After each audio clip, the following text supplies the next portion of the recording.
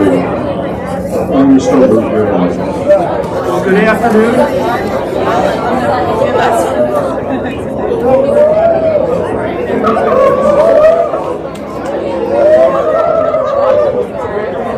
Good afternoon.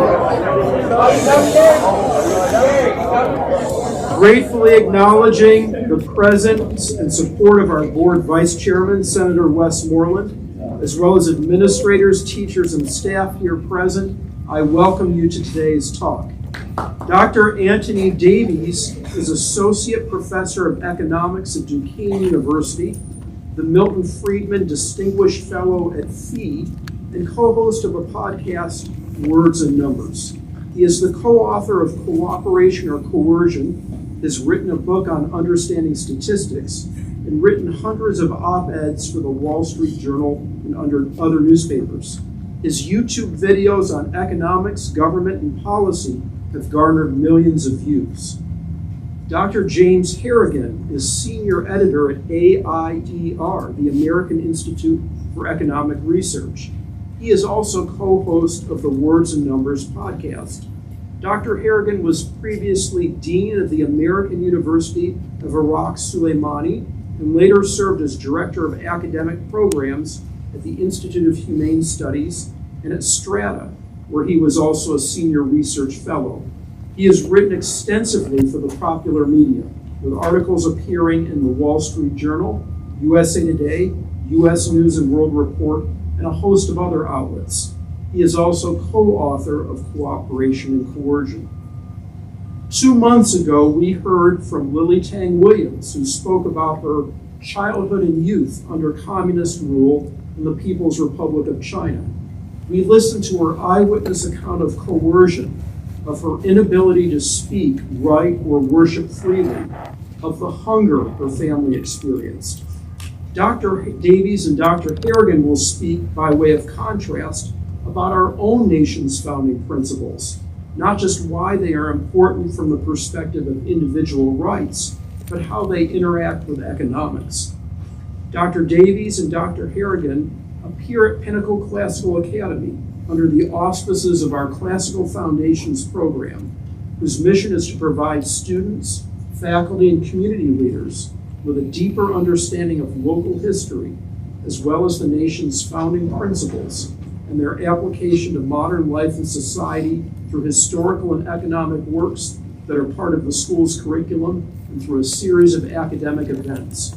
Please join me in giving a warm welcome to Dr. Davies and Dr. Harrigan.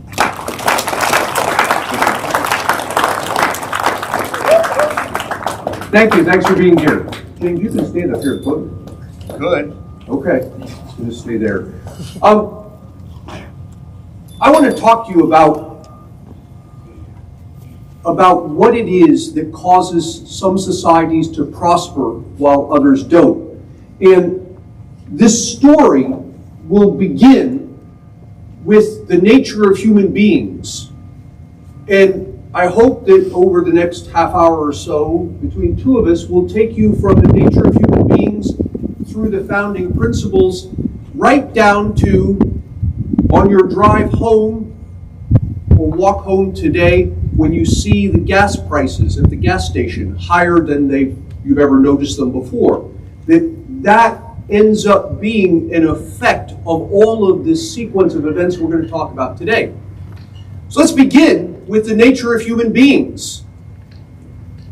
Each one of us performs two roles. We are simultaneously individuals, and we're also members of a shared community. It's the nature of humans that we are social animals. And throughout history, we've constantly struggled with how to balance those two things. And you see them. Our nature as individuals plays out in what you might broadly call cooperation. That we voluntarily come together and we do things together. And roughly speaking, our nature as social animals, emphasis on social, we carry out through coercion. That is, we make rules and we require that everybody adhere to these rules. And as humans have evolved, we've evolved institutions that deal with both sides of our nature. We have markets and all of the things that are involved with markets, from local stores all the way up to banking institutions. All of that, those institutions serve us in our roles as individuals when we cooperate with one another. And then on the other side, we have a whole set of institutions that, roughly speaking, we put under the heading of government, that deal with coercion. This is where we make the rules that apply to all of us and where we decide what we're going to do with the people who don't adhere to the rules. We have rules about how we make the rules. Cooperation and coercion is our two natures. Nature is us being individuals and us being members of this shared society. Now, roughly speaking, this individual side of us we call the economic sphere, and this coercive side we call the political sphere. Over time, those two spheres have come to interact in strange ways. And coincidentally, the founding principles of both spheres were most clearly elucidated round about the same time, at the end of the 1700s. On the one hand, with Adam Smith in the Wealth of Nations, and on the other hand, with the founders and the principles laid out in the Declaration of Independence and then set out further in the Constitution. We set out these principles of describing who we are, how we behave, both individually and collectively. What we have found, human beings, is sometimes we get this balance of our two natures right, and sometimes we get it horribly wrong. And we get it horribly wrong whenever we tend too much to either extreme. When we forget that we are members of a shared society, we all try to act like individuals, and things break down. In fact, we have a name for this. It's anarchy. And then there's this other extreme where we forget that we're individuals with autonomy, and we try and treat all of us as if we are simply cogs in this great societal machine. And we err too far in this direction, and you end up with, if you're lucky, communism, if you're not, totalitarianism. And what we have found is not only is there good theoretical justification, but there's beautiful empirical evidence that throughout history, societies that have flourished the most, in which the people have been able to do all the wonderful things that you see that we have done in this country, that we've done largely in the West over the past couple of centuries, you get that outcome when you get that balance of our two natures right.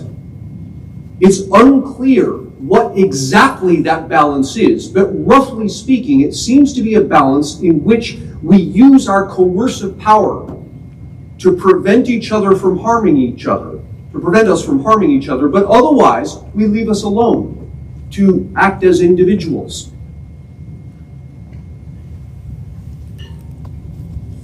It's interesting where Ant wants to bring this discussion, and I want to start at the same place he did, man as a social animal. And this comes directly from Aristotle. We could trace that influence directly to our founding era, specifically Thomas Jefferson, who writes famously in the Declaration that all men are created equal.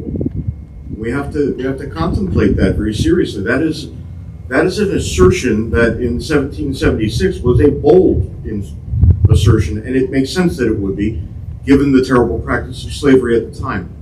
What do you really mean when you say all men are created equal? And there's some room to argue about that. I'm not going to do that here today because I want to get to another raft of things that I think in this context are more important. We go from the Declaration to the constitutional period, and we try to find a way there to operationalize the things mentioned in the Declaration of Independence. How is it that we can build to form a government that respects the natural rights of its people? And this is tough sledding for the people who got to the Constitutional Convention in the summer of 1787 in a tremendous, warm, terrible, uncomfortable place. Right? They show up to the debates wearing thick wool coats in the height of summer in Philadelphia. It's very humid there. The first thing they did when they got there was they closed all the windows and all the doors and expelled the press. It was largely a meeting in secret until it was over and it was reported out to the states. giving the opportunity to vote up or down. And what was that Constitution that they made, and why did they make it the way they did? Well, it's the first three articles that are important here. The first article was the legislative article, and they spent about 2,300 words explaining the legislative portion of the government. And in the Federalist, Madison said, you have to be worried about the legislative branch in a representative democracy or republic, because that's where the power will all go. And it will be an impetuous vortex, he said, foreseeing maybe a black hole style of thing, that just sucks everybody into it and ruins lives. The executive branch was less than half as long. The judicial branch was only 400 words. They didn't really know what the judicial branch would do. That was a work in progress. And you start to see our institutions born in a certain way, taking on a life of their own. And by the time you get to our time now, what do you find? You find a government that goes way too far, way too often. And if you have any doubt that that's true, just ask yourself this obvious question. And I put this out a lot of the time. Can you think of a single thing that you've done today, an average day in your life, that wasn't regulated by government in some way? And it's very, very hard to think of anything. People, they want to say things like, well, I can go wherever I want. Of course you can't. I can do whatever I want. No, you can't. And you get to the level that the thing that is most safe, the thing that government can't touch, is abstract thought that you never operate with. Even if you operate, you're probably going to find the coercive arm of government. And Ant wants to set up a world of coercion and cooperation, which is the book we wrote together, so I want to do that too. But you have to admit that in your regular life, if you had the choice, you would be relatively uncoerced. You would behave in certain ways, but it wouldn't be coerced into doing so. On the other hand, as opposed to your private life, now we're going to talk about your public life. We've come to think of government as a thing that we need that provides us regulation.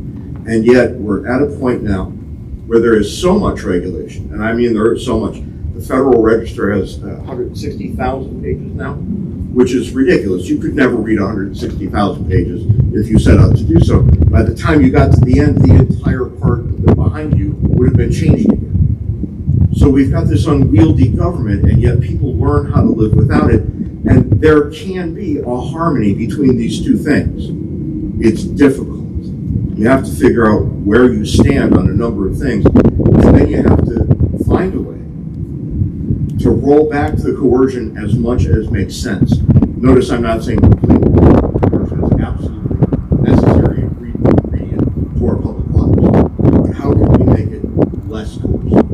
I think that's really the question that we should all be asking always. And this is one of the problems that we face, because we tend today to think of our society, I'm talking about the United States, as two camps, left and right. And depending on which camp you're in, the other camp is either evil or stupid or possibly both. And we've come to think of ourselves this way as if one of us is right and one of us is wrong. And in fact, what's going on is these two camps, roughly speaking, the conservatives and liberals, each of them are right on certain points and abysmally wrong on others. The right solution to forming a prosperous society lies in getting, again, this balance right. And each side wants to pull too far in their own direction. James talks about people wanting to go too far in terms of building a massive government that controls all aspects of our lives. And you see that today if you watch the news. There are people, plenty of people amongst the voters and amongst the politicians who have a vision of government as the ultimate provider of all things, of healthcare, of housing, of your college education.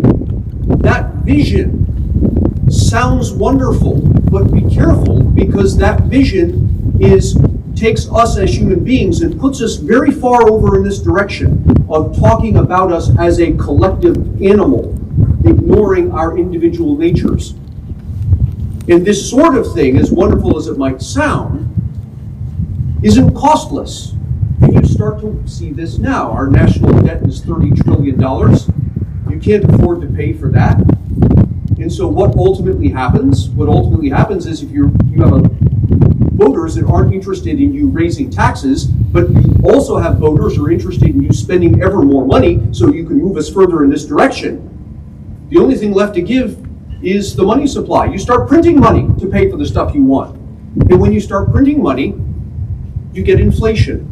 And when you go home today and on your trip, you see the price of gas as a ridiculously high number, that in part is due to this, our imbalance that we've attempted to move so far in this direction, because we're attracted, understandably so, by the desire to provide all sorts of things for everyone.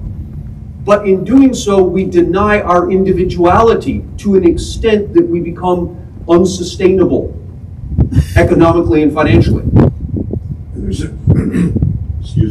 There's an interesting thing that we should probably consider. We can look at other governments around the world and say, okay, these go quite a bit further than what we would do. And I remember when Michael Moore, the very, very progressive filmmaker, went to Venezuela, and he looked around and he declared, as did a lot of other American progressives, that this is exactly what progressivism can yield. It's the best we've ever seen. This is a place that people need to take a look at. Don't look at North Korea, look at Venezuela. And for a while, and I'd say it was a long while, maybe 10-ish years, Venezuela sat way atop as the absolute best example of a socialist economy. And then reality hit. I see that reality is one of your principles here. Reality hit hard. And here's the thing. Venezuela should never, ever be a poor country.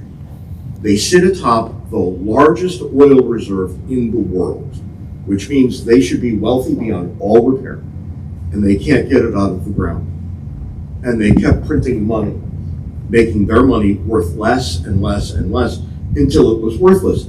And now I actually have pictures of people shopping in Venezuela, and they don't count the money anymore, they weigh it. That's how worthless it is. You can go on Etsy right now and buy artwork made from Venezuelan currency. It's worth more as a raw thing, as the paper to make art, than it is, you could buy a belt made out of it, right? It's just absolutely worthless. And you see everybody's suffering to some degree, and none of them should be suffering. And you ask, okay, what's that magic sequence of events that yielded this outcome? Yeah, and what's happening here is Venezuela erred too far in this toward recognizing people as a collective, ignoring them as individuals. And so what happened, and this would have been back in the 1990s, Venezuela's government decided that the oil revenues belong to the people. That is, the people collectively. And so the Venezuelan government nationalized the oil industry. Nationalize means that you have oil companies out there that are pulling oil out of the ground, as oil companies do, and the government comes along and says, okay, those companies now belong to the government. And whatever profits accrue from this oil production, that belongs to the people, collectively, not individually. And that sounds wonderful, because imagine all the things the government could do if it had control of those oil profits instead of the companies having control of the oil profits. And that's fine, and looked at from a collective perspective, that we're members of a shared society, we're a group. It sounds good and it makes sense, except that you've gone too far. You've ignored our other nature, our nature as individuals. And what's happened here is, as the government takes over these oil companies, now there are no individuals who stand to profit from the oil production. And so there are no individuals who have an incentive to take some of those profits and not eat them, but invest them into building more infrastructure, repairing the oil equipment, more trucks or trains or whatever it is that you use with the oil. Nobody has an incentive to reinvest the profits. And what happens? What would happen to your wonderful school here if all of a sudden money coming in, none of it went to repairs? The school's great. The buildings don't stay this way if you leave them alone. 10 years, 20 years down the road, the roof is leaking, things start to fall apart, and that's exactly what happened with Venezuela's oil production. no individual had an incentive to reinvest the profits in the infrastructure necessary to pull oil out of the ground. And so over the course of 2 decades, that infrastructure disappeared. And now here's Venezuela sitting on the largest oil reserve in the world, and they can't get it out of the ground because they ignored the dual nature of humans. They treated us, the government treated the Venezuelans as a collective solely, rather than acknowledging the incentives that accrue to individuals. And you see this everywhere that socialism is tried, and to the extent that it is tried, you see this sort of answer. You can look around the world, and you can look at Cuba, and you can look at Venezuela, and you can look at North Korea, and everywhere you look, you find that people are living lives that are very, very difficult. And it's difficult almost entirely because of their political regime, not the economic possibilities. So you have to ask yourself some hard questions. And you start with, well, okay, if these places are not really working systemically, what places are? Where do people have the highest standard of living? And that's actually a real easy question to answer. The obvious answer at first is in the US and Canada. Mexico too, oddly enough. We tend to think around Mexico. But they have a pretty high quality of life there. You go to Europe, all of Western Europe and all of Central Europe.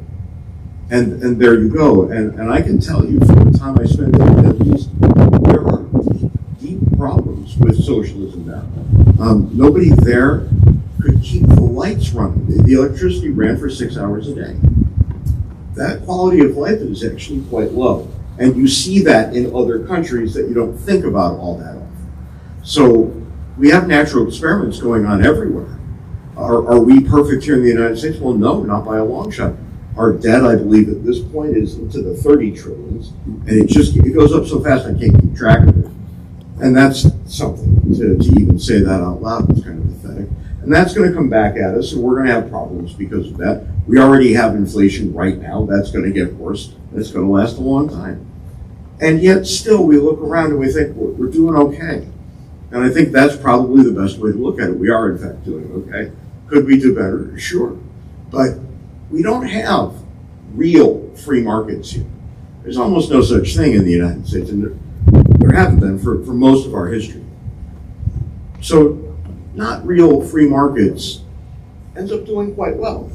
And what's the complaint you always hear when socialists bungle yet another economy? They say the same thing. It's not real socialism. And that's okay. It isn't. But this is what happens every time you try to make real socialism. So really our choices aren't between free markets and socialism. Our choices are between not free markets, not quite, and not socialism, not quite. And if those are the two rational choices before us, it's very easy to choose. The market choice is the better choice. And we're in the business of better and worse, not perfect and completely imperfect. And if you look at the data, it bears this out. You can look at countries across the world, you can look at states in the United States, you can even look at cities. And you can put them on the scale of societies, be it city or state or government, that err closer to the treating people as collectives, what we call socialism, and societies that go in the other direction, treating people as strictly as individuals. You could think of that as anarchy.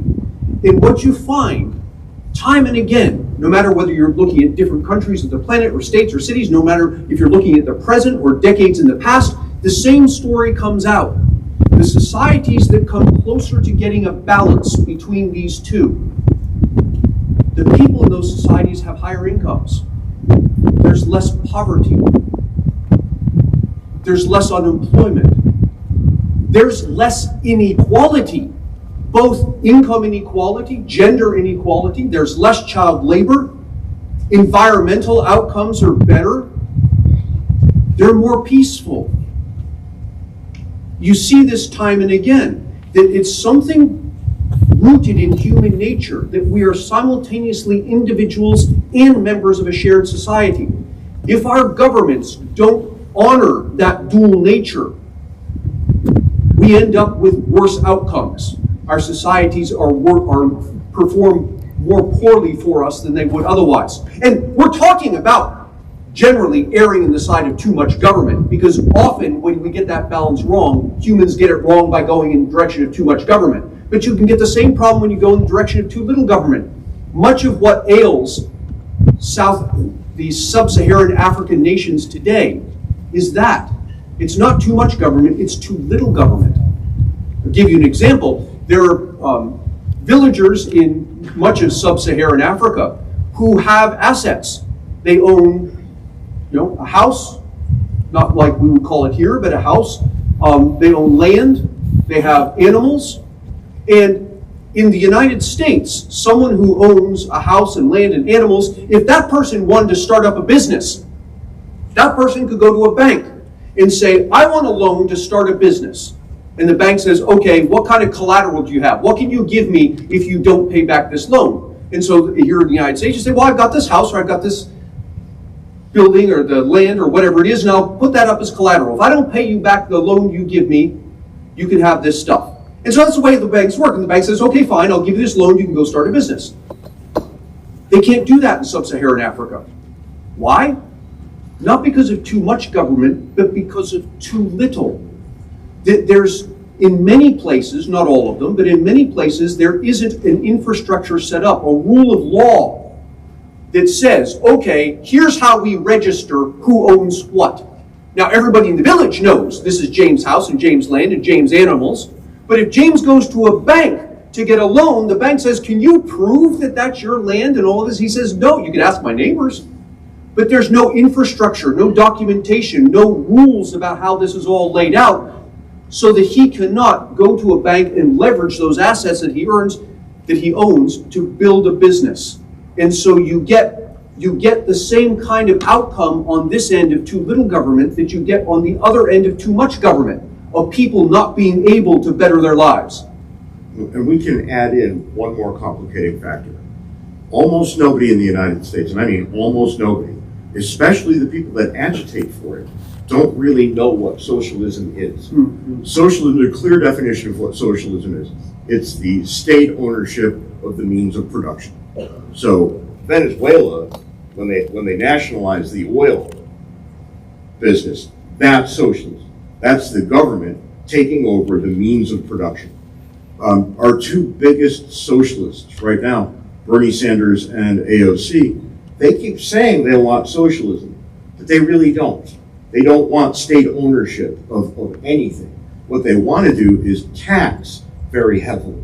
And that's a different animal. Antony and I wrote an article about this not too terribly long ago, because what they want is something that we term transferism. What they absolutely want is to take money away from one group and give it to another. And they have a big, long list of groups that they think should pay what they must, and a bunch of groups that should receive the largesse. And they always say the same thing. And this is not what socialists say. This is what transferists say. They say the rich need to pay their fair share. And here's you ask these people every single time they say it, okay, what's their fair share? And we never get an answer. And literally never. All you hear is the assertion, and we never really get a sense of what they're after. And we dug deeper into this, and we found all kinds of interesting things about who pays what in the American system. What's interesting is if you ask, and I've asked students from your age all the way up through graduate school over many years, what is a fair share? And people have different opinions about what this is, but strangely, so many people from high school all the way up through graduate school come out with almost the same answers. It's like a miracle. Yeah, it's astounding, really. They'll say things like, okay, the poorest of the poor, they should pay basically 0, maybe 5%. And the middle class, they should pay around 15. Some people say more, some people say less. And the rich, almost everybody says 30%, that's what they should pay. And I say, okay, you're telling me this is what you consider fair. I say, yeah, that's what I consider fair. Now, if you actually go and look at the numbers, the rich are paying about 30% right now. The middle class actually are paying less than the 15% people are saying fair. And the poor are actually paying negative. That is, the average poor person in the United States receives more money from the federal government than they pay in. Their tax rate's actually negative. So this strange thing comes about that we keep repeating, and politicians like to repeat, that people aren't paying their fair share. But if you ask what's fair and you compare it to what people are actually paying, indeed, there are people who aren't paying their fair share. But it's not the rich. Now, I'm not suggesting that we should raise taxes on the poor. That's not my point. My point is that we have reached a place where politicians have seen that we're divided in these two groups. The groups who like to think of us as individuals, and the group who likes to think of us as a collective. And they've learned to play us off against each other. And to say, well, you can't have what you want because clearly there are some people who are taking too much, and we now have to go after them. And somehow the policies that they have, that they suggest, are always beneficial. Whether they're beneficial to us or not is actually a secondary point. It's beneficial to the politician. Because if I can get out there and say, elect me, and I'll make your life better by making government bigger. And James can get out there and say, elect me, I'll make your life better by making government smaller. And roughly half of you agree with him and half of you agree with me. The two of us are in business now.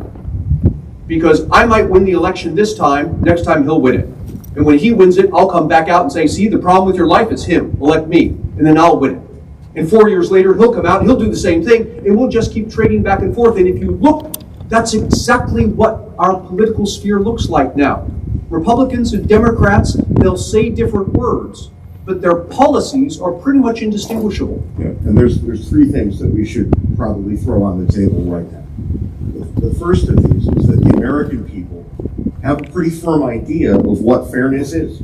Right? They always seem to come back to roughly the same thing. The people do. Yeah. And not only that, but this seems to be the case over decades. It's not like this is our idea now and we're going to have a new idea later. People just say this. Second, the federal government, receipts and taxes, we collect more every year than we did from the year before. This may be followed up a little bit by COVID in the data, but we don't know yet. But if you look at a line, it's a line that goes up in remarkable steadiness. Then the third thing, how much do we spend? Because we've got people who can tell us what's fair. We know how much money we bring in every year. How much money do we spend? Because if we were reasonable people, it would be no more than the intake. And the intake goes up every year, which means we don't have a tax problem. We have a spending problem. Because the fools that mind after the budget just keep spending with reckless abandon. And it far, far exceeds what we take in as taxes. And there's going to be a comeuppance at some point, and you're seeing it start right now, with people getting very agitated about inflation. And the interesting thing about the spending, so James is correct, our federal revenues have been rising about 6% a year consistently for decades. And that's a lot. 6% Yes. doesn't sound like much, but that's a lot. Yeah, year after year is a tremendous amount. But spending has been growing faster, hence we end up with debt and deficits and all this nonsense. And this comes about because of a weird thing. If you all are the voters, and I ask each one of you, do you think the government should spend more money? Each one of you is going to say, no, we shouldn't have deficits, we shouldn't have debt, don't spend so much money. But if I ask you individually, what would you like me to spend less money on? Well, this person wants me to spend less money on this thing, and this person wants me to spend less money on the other thing, and this person wants me to spend less money on something else. And so when we put it all together, there's no agreement as to what to spend less money on. And so consequently, when I run for office, I will say something like, if you elect me, I'll spend more money on this thing you want. And she says yes, and she votes for me. And he's running for office, and he says, you elect him, he'll spend more money on the thing you want. You say yes, you vote for him, and he gets elected. And all of a sudden, you've got a Congress full of people who have all been sent there to spend more money, despite the fact that we all say we want to spend less. How did we get to this point? We got to this point because we fell out of balance. In our conception of ourselves, our dual nature as individuals and members of a shared society, we came out of balance, and what put us out of balance in large part was stepping away from the limits that we drew around the government. When our founders designed the government, they put a big fence around it, and they said it may not operate outside this fence. We knock the walls of that fence down. And once that happened, he, the politician, and I, the other politician, had an incentive to start spending your money on all sorts of things that the fence didn't allow. But with the fence gone, we can now do this, and before you know it, you end up with a government that's over here. On the one hand, financially, you have the problem that ends up with higher gas prices that you see now, inflation, all of this. On the other hand, you end up with what I might describe as a moral problem. That is the erosion of individual liberties, because our society has ceased to see you as people of due nature, individuals and members of the community. We see you only as members of the collective now. A very strange thing emerges from all of this. If you do public opinion research, what you find is that the American people detest Congress. They're always at the 20%. Here's where it gets weird. That's true, and they think their own congressmen are perfect. So it's you who is fine. All the rest of it are perfect. And that can't be looking. That's people who are not paying attention to the big picture and who want to be rewarded for begging for more states. The president, and this has been especially true the last two, satisfaction is hovers around 43, 44. The Supreme Court, on the other hand, like 75. And does anybody actually know what the Supreme Court does? With any great decision. In fact, the founders didn't either. Yeah, that's right. That's why the judicial articles were reformed. That was to be determined. It come to be that following the anti-federalists, who all said that's going to be a problem. Hamilton said, no, it's not. Trust me. And we did, and he lied. There's no way around that. But here we are, right? We're looking at our own government, and our own government is a creation that we made. And yet we seem to forget that all the time. And we think that, well, these things must happen. And as long as that's what you think, these things will in fact happen. So looking for some kind of enlightened ruler, that's the search for fool's gold. Right? You have to actually manage the system that you're stuck under yourselves with people who look like regular people, because they all are. Yeah, and on that terrible note, we'll start taking questions if you have them. Is there another mic for the... They're just going to shout them out. I think it's down there.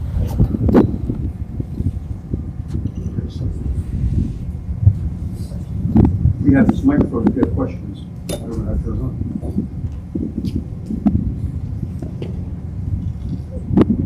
Anyone? If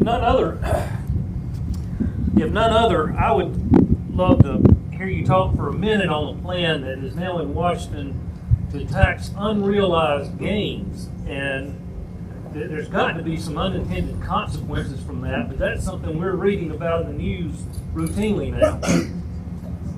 Yeah, this is an interesting thing, this push to tax unrealized gains. James will talk about the constitutionality of it, which is a separate interesting question.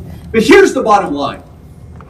Normally, in the course of events, the way this works is you buy something. Here's this nice plant. I buy this plant for $10. And later on, the value of the plant rises. It's now $20.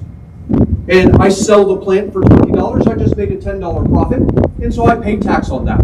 That's normally the way it works. We call that capital gains tax. Now, suppose I buy this nice plant for $10. And some days go by and the value of the plant goes up to $20, but I don't sell it. What is proposed now is that I pay a tax on the fact that the value of this plant went up, even though I didn't sell it. That's called taxing unrealized capital gains. That is, I haven't sold the thing yet, and yet you're going to tax me on this. Now, here's what gives motivation to this. We see things like Jeff Bezos, and people say Jeff Bezos made whatever he made, $10 billion last month. Time out. He didn't make $10 billion cash. What happened is, he owned some stock in this company. The value of the stock went up, and so on paper, he's worth $10 billion more. He doesn't have $10 billion more cash. It's that increase in what he's worth on paper to pay the tax. And you and I, as reasonable people, can say something like, look, the fact is, he's got all this wealth. he can afford it. Maybe this is a good idea. We should tax this thing. Okay? Here's the problem with that. If we open the door to taxing unrealized gains like that, that is, he simply owns the plant. The value of the plant went up. He hasn't sold it, but we're going to tax him on the basis of the value of the plant went up. If you open the door to that, you open the door to doing the same thing to everybody else. Because taxing unrealized gains like that is something new. It's something the government has never done before. If we open the door to that, what comes next is taxing your parents, you, when you end up buying a house. You buy a house, the value of the house goes up. You haven't sold the house, but that's an unrealized gain. You're going to tax that. You've got money in your retirement fund, and the value of that goes up over time. You haven't retired, you're not cashing that out, but because the value went up and we're allowed to tax unrealized gains, we're going to tax that as well. This is my huge warning to voters.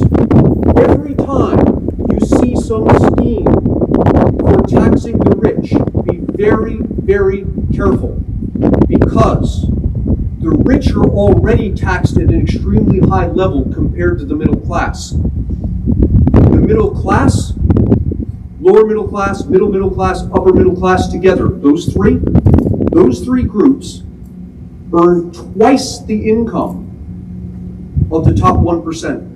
We think about top 1% as the rich, and they earned like $2 trillion last year. But the middle classes in the US earn 4.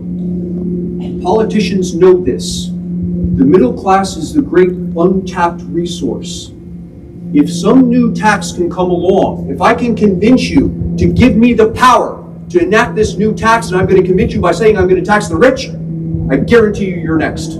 You're who I really want to use the tax on. Yeah, that's right. And we've got an example of this, right? The income tax that we live with right now was said to be, I believe, 1% tax on the super rich that never filtered down. Right. To the population. This was, look back, you can find this on Wikipedia. It's a simple thing. The origin of the federal income tax in this country, it originated back in the early 1900s. And politicians promised, they said the same words they say today. They said, this is a new tax. The federal government had not had an income tax prior to that, not a constitutional one. And they said it only applies to the rich, and it's only going to be 1 or 2%. If those words sound familiar, it's the same things they're saying now about this unrealized capital gains tax. It took 7 years from the institution of that tax before the tax rate quadrupled, and then another 5 years before it was applied to everybody all the way down to the poor. The tax that we were promised would only apply to the rich. Within 10, 15 years, it applied to everybody. And that's exactly what you will see with these new taxes that politicians are talking about. And I can personalize this a little bit, right? I bought a house about 20 minutes before COVID hit, right? We got the house, we got there, and it's nice, and we love it. And 2.5 years later, it's appreciated in value by 40%, which is something I couldn't account for, I didn't expect, but here we are. A politician will look at me and say, well, your house is worth 40% more, add that to what you paid, and now that's what we're going to tax you on. Yeah, but notice the problem. You don't have that kind of cash. I don't. So you got to sell your house That's right. to pay the tax. Or I have to sell something. Yeah. To pay the tax, a tax on unrealized capital gains. Now, if I live in that house for the next 5 years, which I'm planning on doing, it's very likely at some point that valuation will come down. They're going to give me all my money back from 5 years previously. Of course, they're just going to say, okay, we're going to tax you this much. And there's really no way to put a positive spin on this, especially if you know where the income tax came from and how quickly it deteriorated into something they all promised it would never become. And that's about where we are on this sort of thing. It's very, very, this is a fool's errand. They're going to make a terrible mess with whatever they do, and then they're going to blame somebody else for the mess. And if all this sounds depressing to you, don't let it be depressing, because it sounds like there's no answer to this. There is an answer, it's just that nobody wants to hear it. And the answer is for the federal government to spend less money. If you go by the numbers, the federal government at any given point in time is about 6 years in time beyond what the economy can handle. That is, the economy we have today is strong enough to support the government we had 6 years ago. The government we have today, the economy won't be able to support it for another 6 years.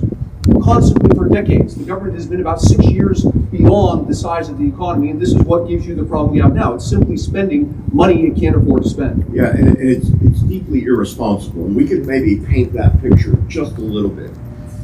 If you lined up all the billionaires in the United States, not the millionaires, just the billionaires, there are not that many of them, if you confiscated their wealth, not tax them, but literally take everything away from them.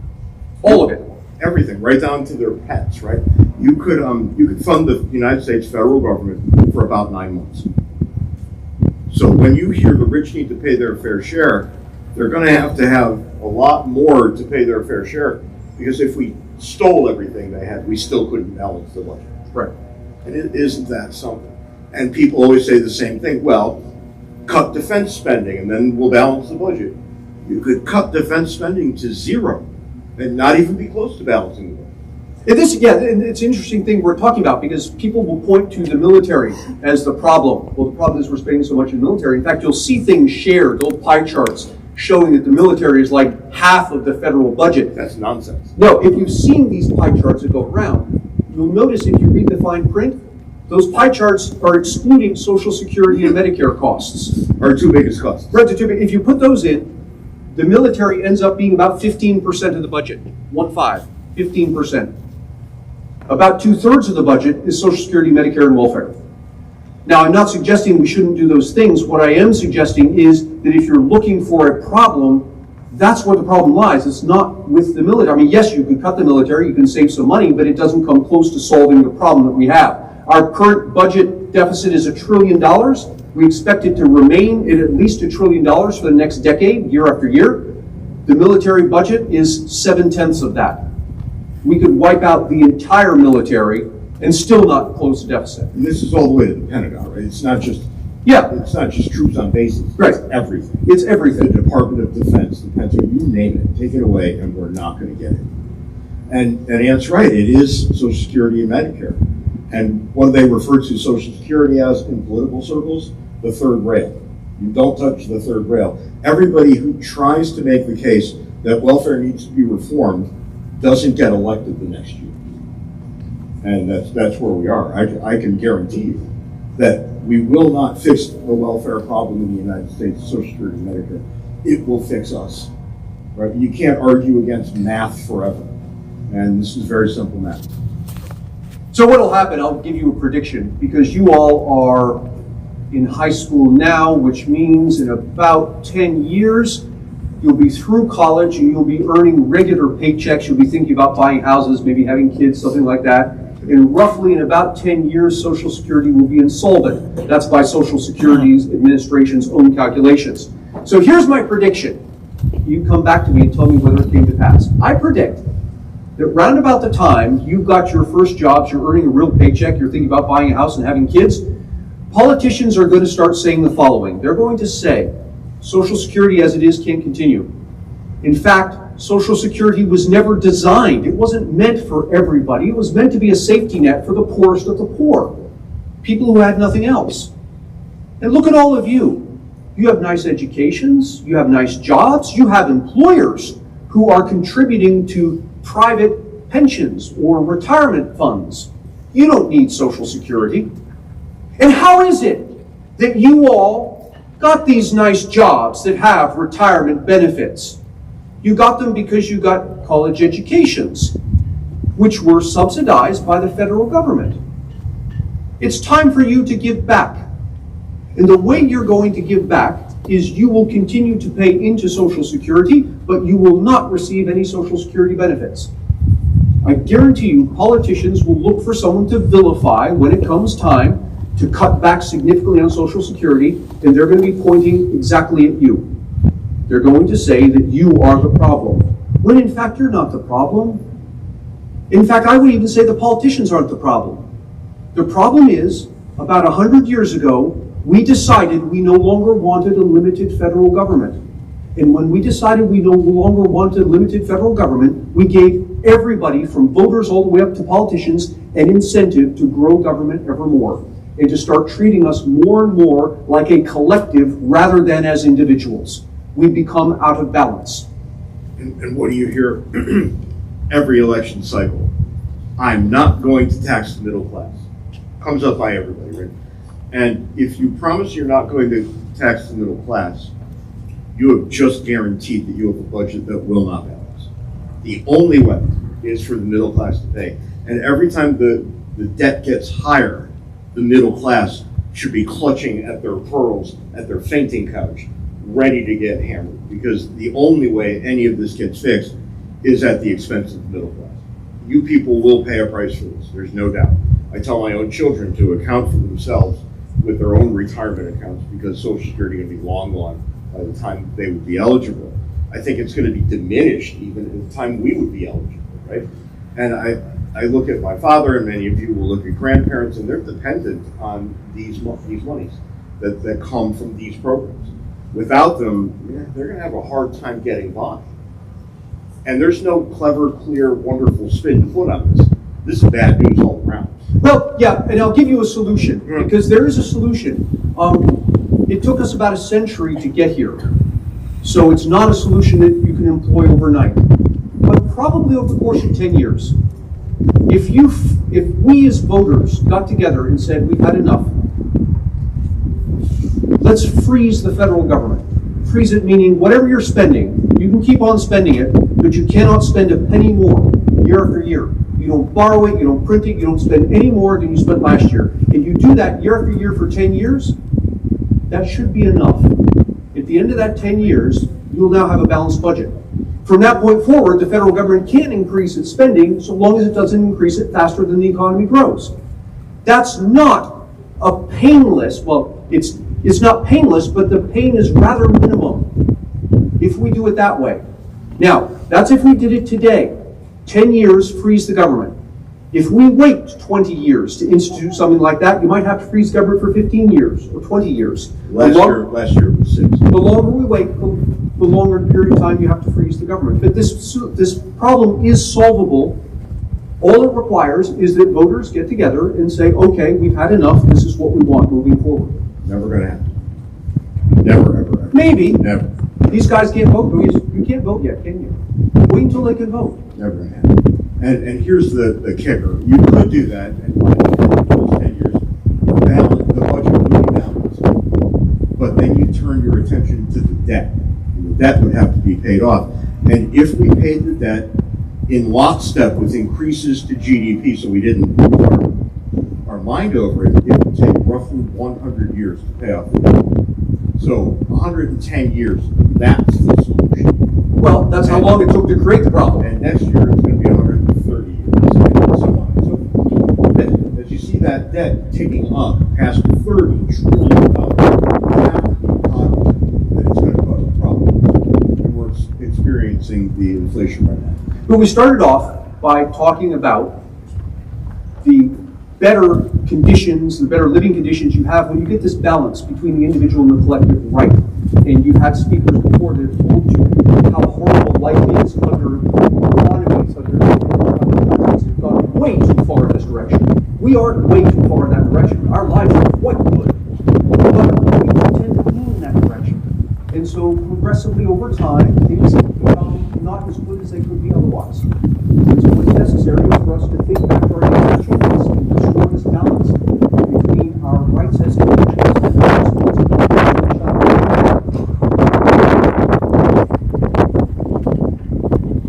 Question, when I moved to North Carolina 19 years ago, national debt was suppose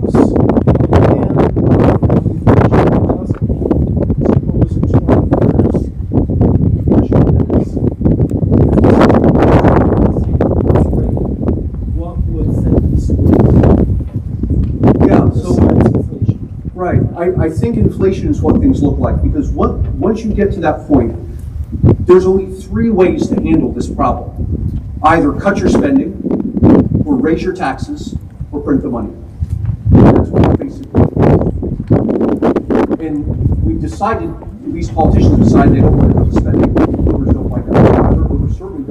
in taxes.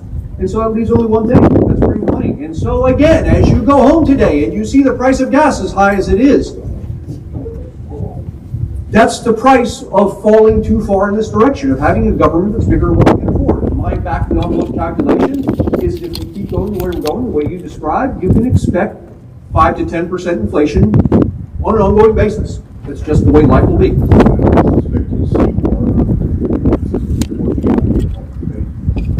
A bit. You're going to find people around the edges trying to make their lives better, doing things that people did 200 years ago, that we learned how not to do. Right? We learned that money actually makes us all better off.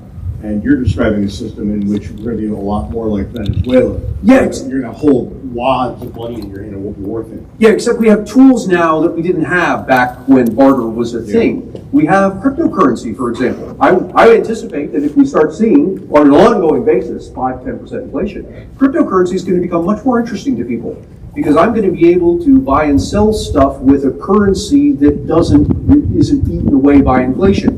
And in fact, this is why President Biden announced recently he's interested in initiatives in a digital dollar. That is a crypto version of the US dollar. Now, a crypto version of the US dollar is not any better than the regular US dollar. It just works on your phone. In fact, it's worse because they can track every transaction that goes on. All the problems that we have with inflation are going on and printing the money. That happens with the digital dollar just like it happens with the regular dollar. But regular cryptocurrency, private cryptocurrency, is another matter. That stuff doesn't inflate away, not like the US dollar does. And I imagine people are going to shift to using that more and more. Yeah, if you could buy things with it right now, it would be a whole lot more valuable, right? You can see it as a storehouse for value. You can see it as an asset like for increase, but it doesn't serve as money. Right? To be money, it has to be accepted just about everywhere, and you don't have it. Yeah, you don't have it in part because entrepreneurs haven't had an incentive to make it that. Think about, you all use Venmo, I assume, to get money or send money back and forth to your parents or friends or something like that, whatever it is. And this is the thing, what happened is entrepreneurs saw that you have a desire. You want to move money back and forth between people. And so the entrepreneurs came up with some tool that will do that, that's fun for you to use, it's easy to use, all of this, it's low cost. And the same entrepreneurial forces exist with cryptocurrency as well. The more inflation we get, the more incentive entrepreneurs will have to find a way to make it easy and fun for you to use cryptocurrency in regular transactions. Yeah, and on the Venmo side, I mean, it's really opened up a lot of things. I have a regular poker game with people who are spread all over the country. We use Venmo to get the money back and forth at the end of the game. And you start realizing that this was clearly not intended when they came up with the idea, but it's perfect for what we do. And that's really something. The day that a cryptocurrency can be like that is the day that fiat money doesn't matter anymore. But until that, fiat money, government money, is really a necessity. If there are any questions, we can take up one question. Well, thank you so much. We have 2 students to come up to bring a token of our appreciation. Ooh, Thank you very much. Thank you. Thanks, guys. Thanks for coming.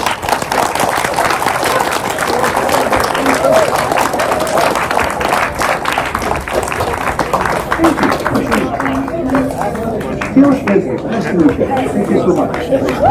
Don't bring me out.